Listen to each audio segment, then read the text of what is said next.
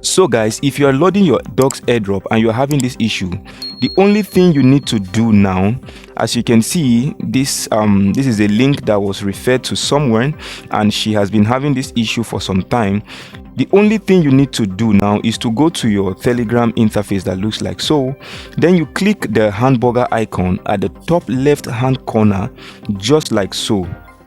Once you click that icon, then you look out for settings. You can see settings, you click on settings just like so.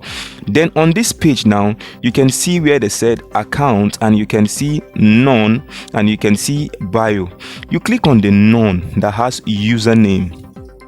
Once you click that, then you impute a username. For this, let's say she always spell her name as dawg, D-O-R-K-A-S. That's how she spells her own. This is already taken. Let's say let's add a surname to it.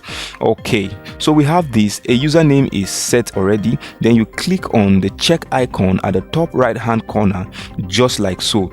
Once you do that, you go back to the dog's airdrop again, the link that was sent to you. Then you click on launch, just like so. And so guys, if you have not claimed your dog's airdrop yet, I'll be leaving a link in my description. Feel free to click on the link and claim your dog's airdrop now. Once you do that, you wait and see the magic. And here you have it. Wow, let's go. So this is how you can fix the error you are experiencing once you try to receive your dog's airdrop.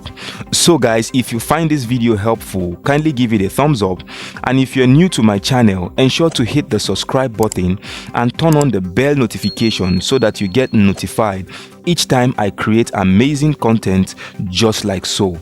I still remain your virtual assistant Gideon, and see you in my next video.